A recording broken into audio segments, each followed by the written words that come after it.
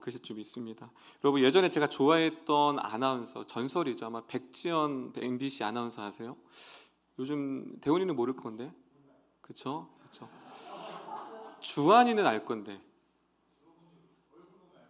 네, 백지연이라고 아나운서라고 그 단발머리 되게 똑 부러진 아나운서 있어요. 되게 똑똑하고 그 MC 전 앵커가 이제 은퇴를 하고서 책을 하나 폈는데, 당시에 백지연 아나운서는 최고의 아나운서여서 국내에 많은 그런 인사들을, 또 뛰어난 많은 사람들을 인터뷰를 했어요. 그래서 인터뷰를 한 결과 성공한 사람들에게는 한 가지 공통점이 있었대요.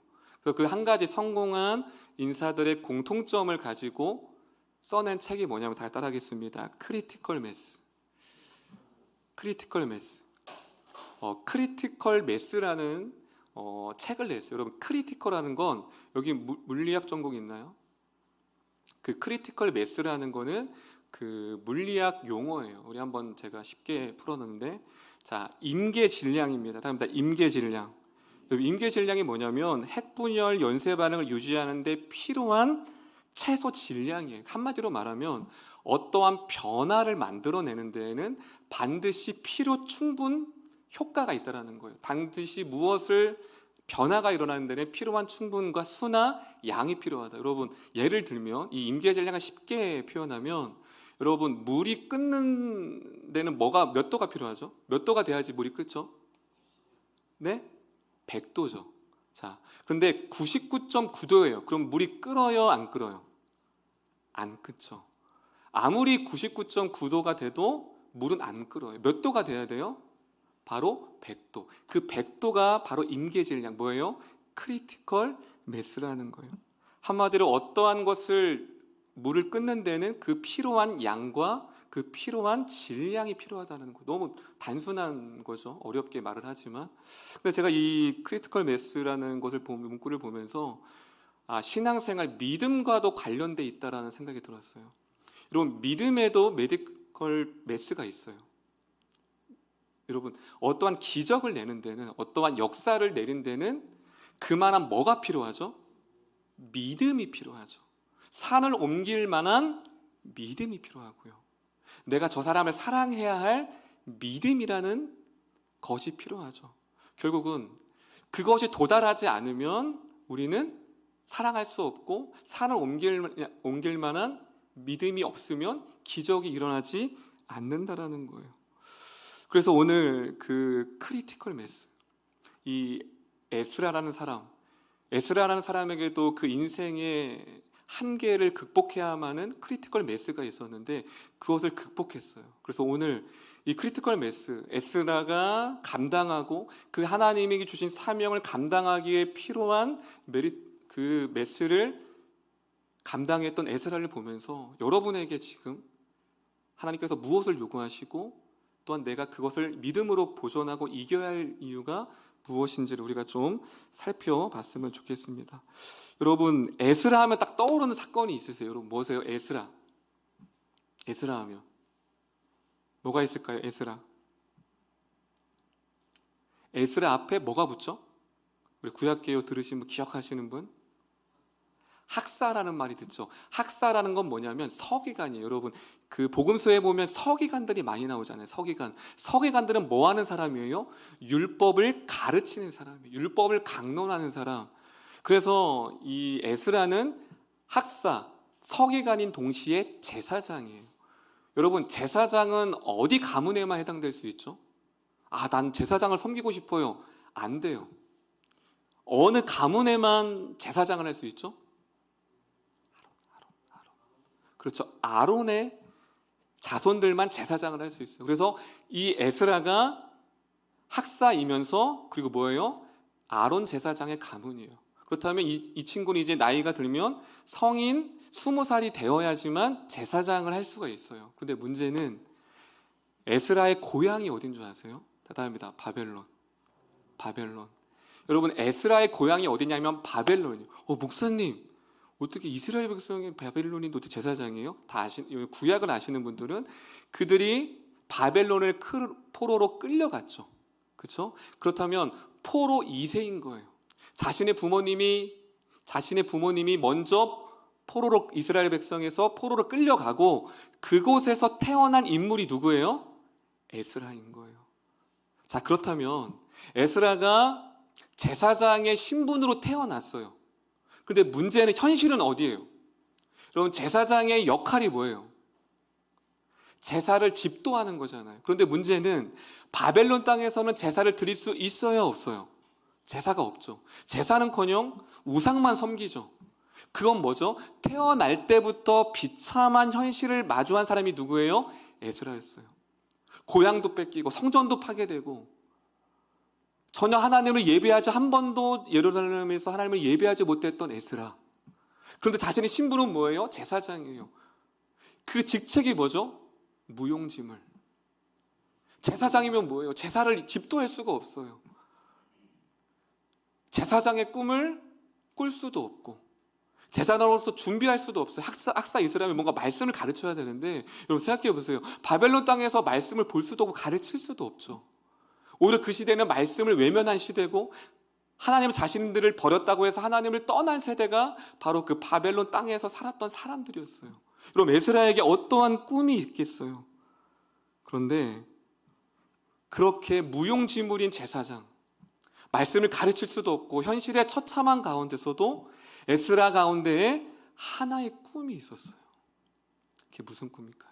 자, 오늘 말씀과 연관된 말씀이 에스라 7장입니다. 우리 자막 볼게요. 에스라 7장 6절. 그렇게 비참한 현실 가운데서 나라도 잃고 제사도 잃고 자신이 할 수 있는 건 아무것도 없는 비참한 현실 가운데에 에스라가 마음에 꿈이 하나 있었어요. 그 꿈이 바로 에스라 7장 6절에 있습니다. 우리 크게 한번 읽어볼까요? 시작.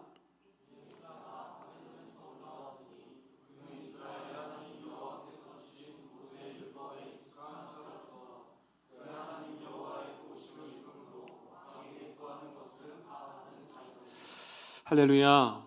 여러분, 이 배경을 안다면 이 에스라 7장 6절을 읽었을 때 여러분, 이것이 가능한가?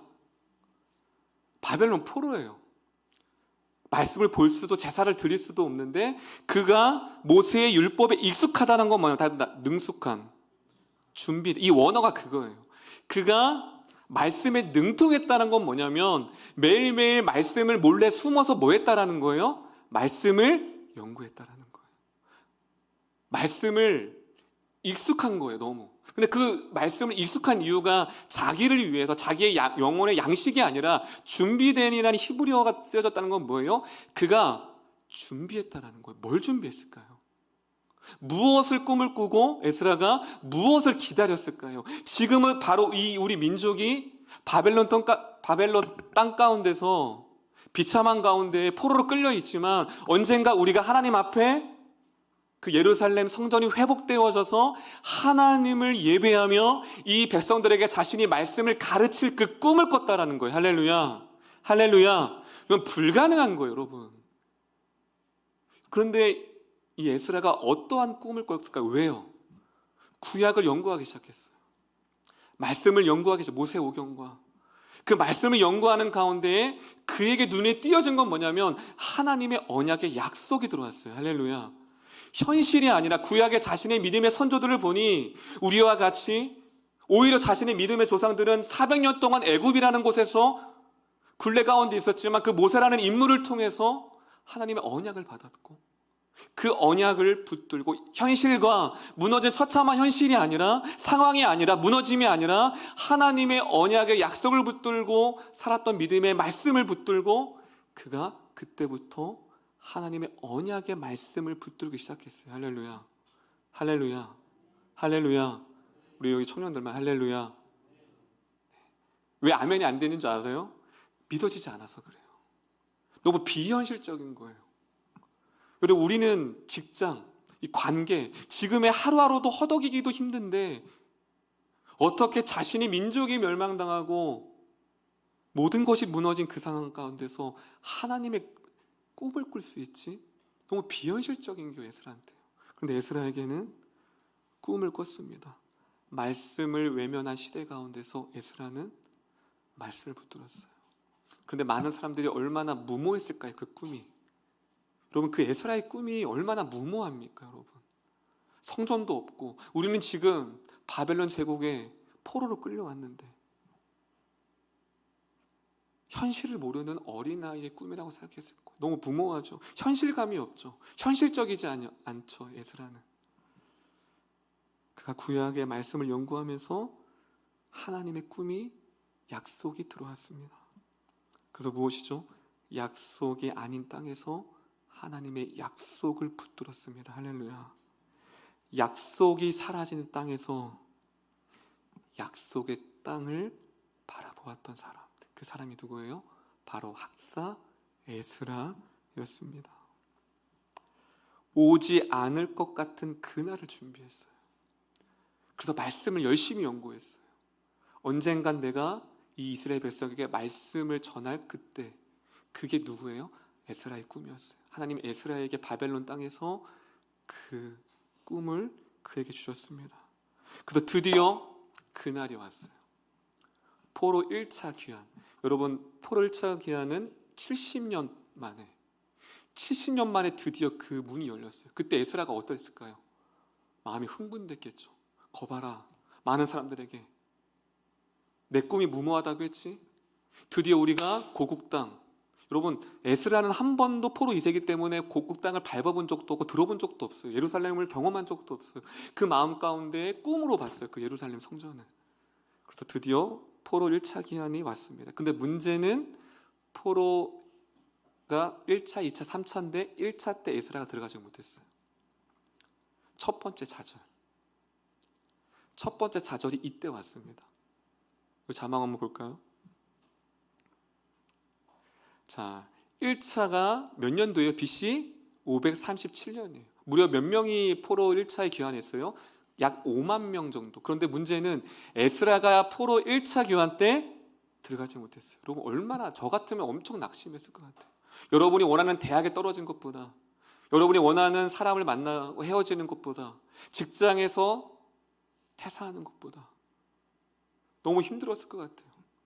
드디어 꿈이 오는데, 드디어 고국 땅을 밟아서 그토록 염원했던 제사장 역할을 수행할 수 있는 날이 왔는데 1차 포로의 귀환에 들어가지 못했습니다. 그런데 무려 2차 귀환 때 에스라가 그때 1차가 아니라 2차 귀환 때 포로를 귀환했어요. 자, 우리 산수 잘 하시는 분, 1차 귀환과 2차 귀환에 몇 년의 텀이 있어요? 몇 년? 몇 년?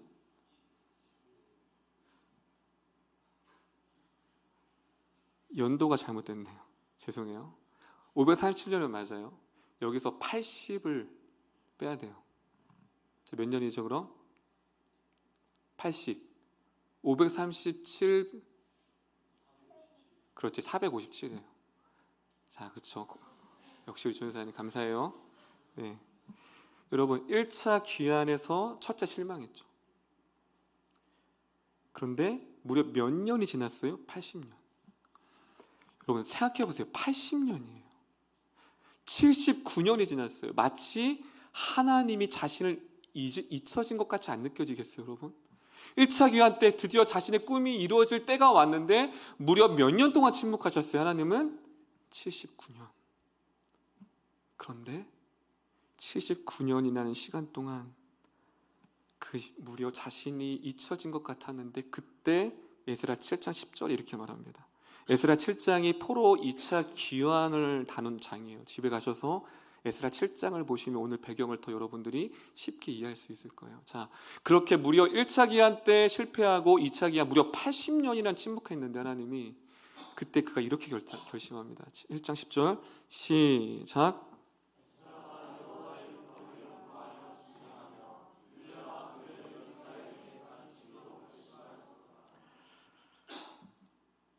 그럼 이게 가능할까요? 80년이에요. 80년. 그 하나님의 침묵이 80년이 흘렀어요. 근데 그가 뭐예요? 다답니다. 이스라엘에게 가르치기로 결심하였더라. 그래서 결심이란 히브리어는 달달합니다. 확고하다, 견고하다, 버티다.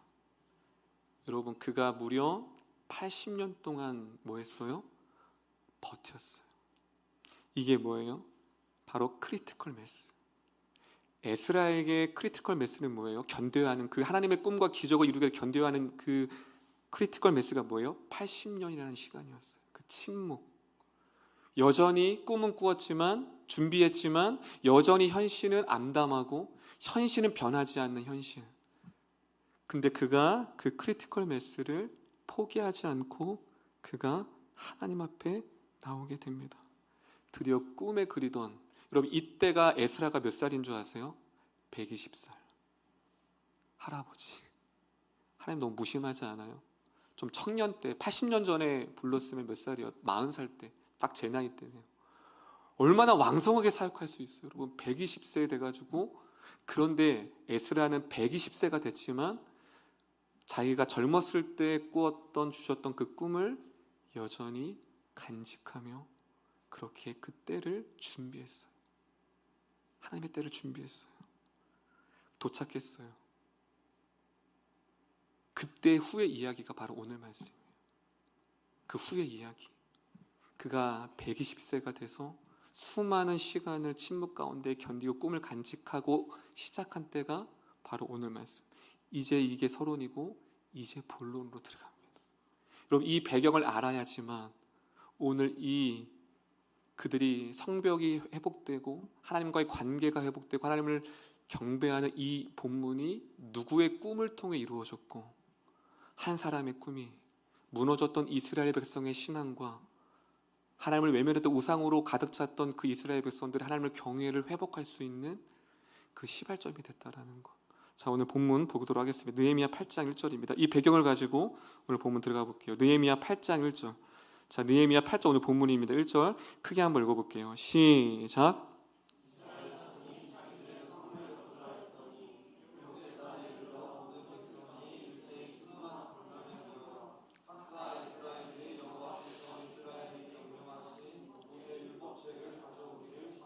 여러분 오늘 본문을 배경을, 오늘 제가 서론을 드렸던 본문을 알고 이 본문을 본다면 그냥 지나갈 수가 없는 거예요.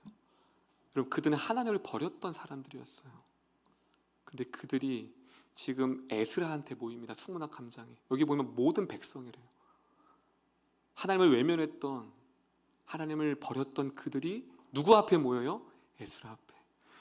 에스라 앞에 모여서 무엇을 달라고 해요? 율법책을 달라. 할렐루야. 율법책을 읽어달라. 에스라야, 율법책을 다오. 그러면 이것이 우연일까요? 누구의 꿈이었죠? 누구의 꿈이었어요? 에스라의 꿈. 지금 무엇이죠? 다 꿈이 현실로 드러났습니다. 할렐루야. 여러분이 지금 생각하고 있는 꿈이 있다고 봐요. 제가 오늘 말씀을 준비하면서 유미 생각이 났거든요. 유미가 없네. 너무 아쉽네. 유미의 꿈 다 아시죠? 북한. 유미가 북한이 복음으로 회복돼서 그 북한 땅에서 함께 그들과 예배하는 꿈을 현실로 본다고 생각해 보세요. 여러분 북한 그 꿈이 없으니까 확 와닿지 않죠. 그럼 여러분들이 원하는 꿈, 여러분들이 기도했던 그 꿈이 현실로 이루어지는 그 현장 가운데 있다고 보세요. 지금 에스라는 8장 1절을요 우연이 아니었어요. 그가 바벨론 땅에서 수없는 그 기간들을 믿음으로 꿈을 간직하고 지키면서 그 결과 자기가 기도한 대로 그들이 율법책을 달라고 합니다. 그리고 8장 2절, 8장 5절, 6절 볼게요. 더 기가 막혀요. 5절, 6절은. 자, 크게 한번 읽어볼게요. 5절, 6절입니다. 시작.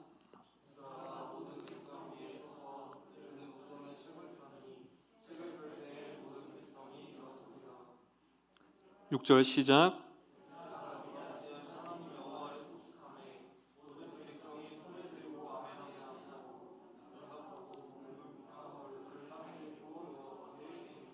여러분 율법책을 가져온 후에 그들이 어떠한 결과가 있어요? 5절에 보면 모든 백성이 일어선다는 건 뭐냐면, 이건 뭐냐면 당시에 왕을 향한 칭호였어요. 반응이었어요. 신하들이 여기서 일어섰다는 건 뭐냐면 신하들이 왕에게 경배했던 그 단어예요.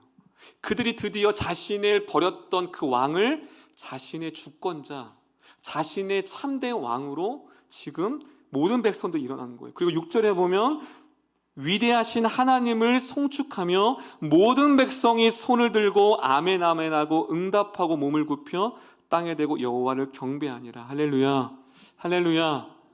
그들이 드디어 하나님을 경외하기 시작했죠. 여러분, 이것이 우연일까요? 아니에요. 누구의 꿈을 통해 이루어진 거죠? 하나님의 꿈을 꾸었던 에스라 한 사람의 꿈이, 수많은 역경과 수많은 비참한 현실 가운데서도 하나님의 주신 꿈을 잊지 않고 품었던 한 사람을 통해 그 하나님의 놀라운 꿈이 현실 가운데 이루어졌다는 거예요. 그래서 느헤미야 9장 2절 3절에 보면 더 나아가 그들이 모든 이방 사람들과 절교하고 죄와 조상들의 허물을 자복하고 그날의 낮 4분의 1은 그 제자리에 서서 그들이 하나님의 율법책을 낭독하고 그들이 드디어 이전까지는 뭐였다는 거예요? 모든 이방인들을 섬겼다는 거예요.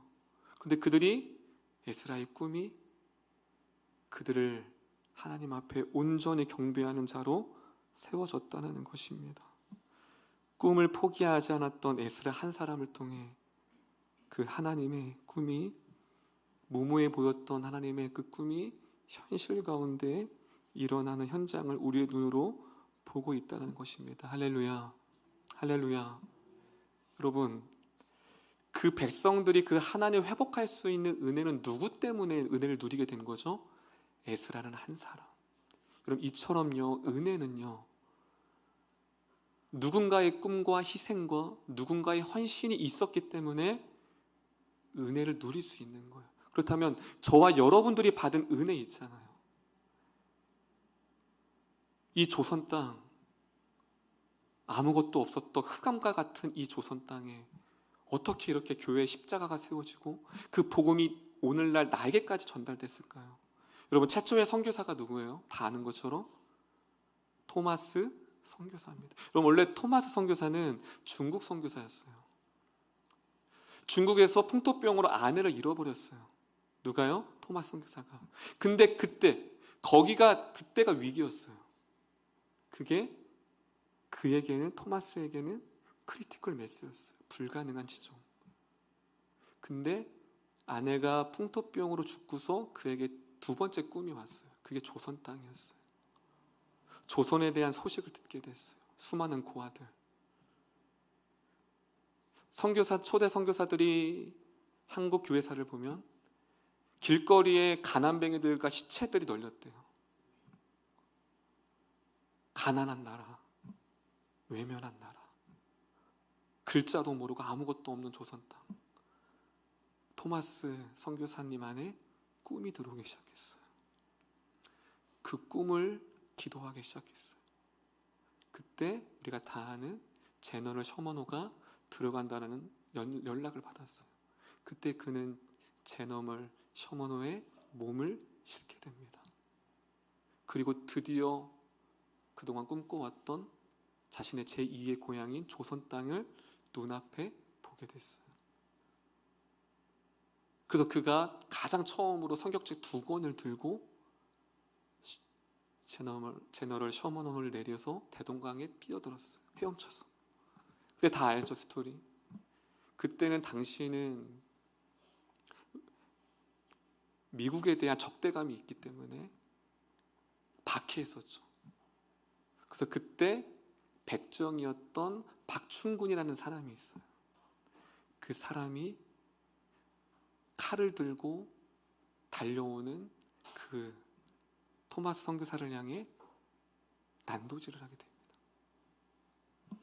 그때 마지막 교회사를 보면 그 토마스 선교사가 죽기 전에 3마디를 외쳤대요. 3마디. 예수, 예수, 예수. 그렇게 목을 베이고 그 성경책을 그 박충군이라는 사람에게 던져줬어요.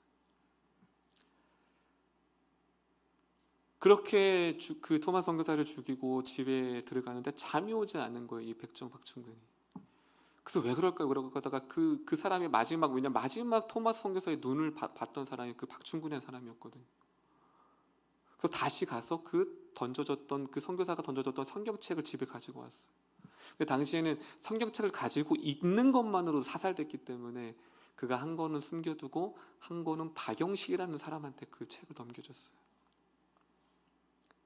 다 알죠, 스토리. 박영식이라는 사람이 그 성경책을 보는데 너무 종이가 빳빳한 거예요. 빳빳하니까 너무 좋겠다. 그래서 도배했어요.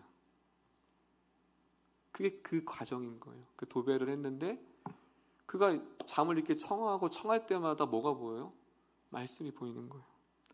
그때 그에게 눈에 들어왔던, 박영식에게 들어왔던 그 말씀이 요한복음 5장 24절 한번 찾아볼까요? 그가 처음으로 들어왔던 말씀이 요한복음 5장 24절 보겠습니다. 요한복음 5장 24절. 요한복음 5장 24절. 박영식이가 박충건에게 받은 성경책을 도배를 했는데 그에게 들어왔던 성경 구절이 두 구절이 있어요. 자, 그 구절이 오늘날의 초대교회, 한국교회 최초의 교회인 장대현 교회가 탄생한 배경이 되었어요. 자, 말씀을 읽어볼게요. 요한복음 5장 24절 시작.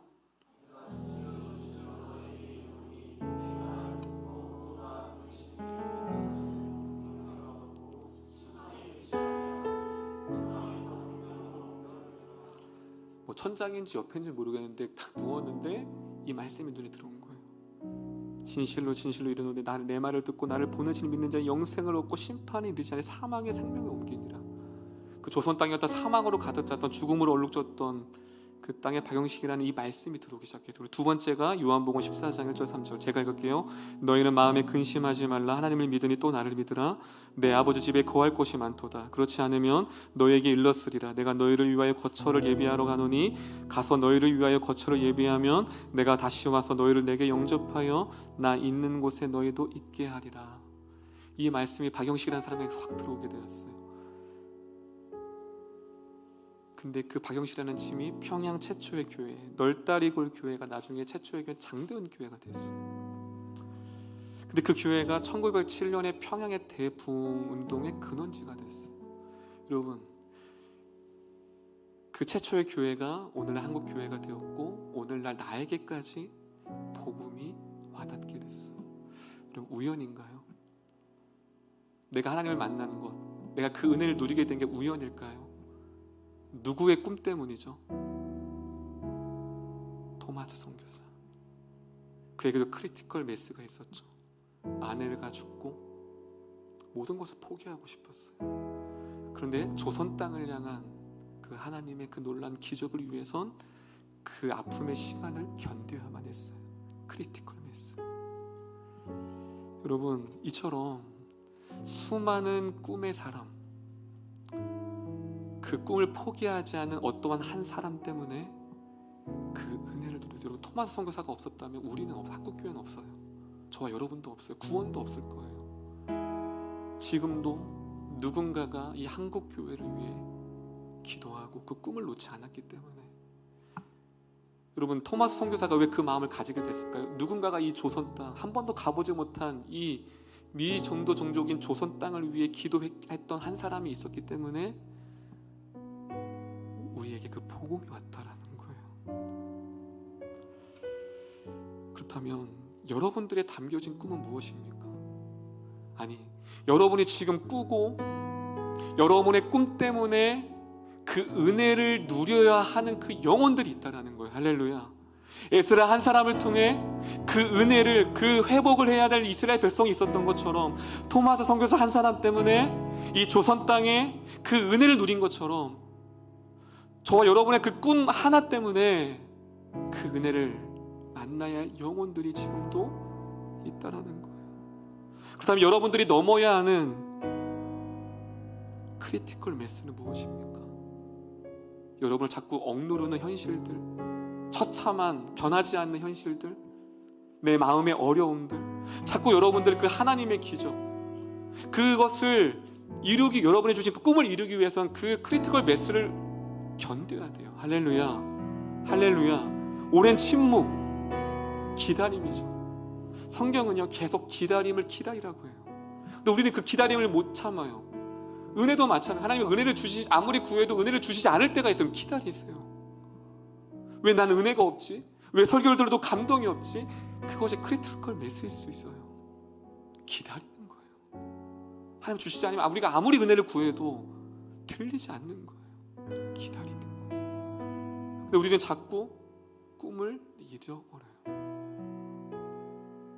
여러분, 이름교회는 그냥 우연히 되어진 게 아니에요. 여러분들이 우연히 모여진 게 아니에요. 누군가가 그 꿈을 꾸었고, 누군가가 다음 세대를 향해 꿈을 꾸었던 집사님과 목회자가 있었기 때문에 여러분들이 그 꿈을 누리고 있는 거예요. 할렐루야, 할렐루야. 그렇다면 보게 해달라고 하세요. 나의 꿈 때문에 그 은혜를 누릴 영혼들. 여러분, 꿈이 점점 사라지고 있어요. 견딜 수 있는 힘이 없는 거예요. 여러분 안에 주어진 그 꿈, 현실을 때문에 포기했던 꿈, 잊혀졌던 꿈, 불가능해 보이는 그 꿈, 그 꿈을 다시금 회복하는 저와 여러분 되었으면 좋겠습니다. 할렐루야. 저는 그 꿈을 계속 꾸고 있어요. 다음 세대, 청년 세대, 하나님의 꿈과 그 예배를 잃어버린 이 세대가 하나님 안에 회복되는 것, 그게 저의 평생 꿈이었어요.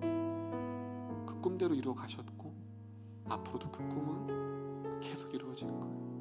여러분에도 80년이라는 기간이 있을 거예요. 침묵하는 시간, 잊혀진 시간, 그 크리티컬 매스, 감당해야만 하는, 여러분의 꿈을 이루기 위해선 그 힘이 필요하다라는 것, 그 믿음의 분량. 다시 한번 여러분의 잊혀졌던 그 꿈, 여러분 에스라가 얼마나 기뻤을까요? 여러분이 그 꿈을 다시금 오늘 기도하면서 하나님의 꿈이 나의 꿈이 되기 원합니다. 열방을 품게 하시고 하나님 부르시는 그 땅과 그 영혼에게 내 삶을 온전히 드릴 수 있는 우리 모든 이름교회가 되기를 소망합니다. 할렐루야. 우리 옆 사람에게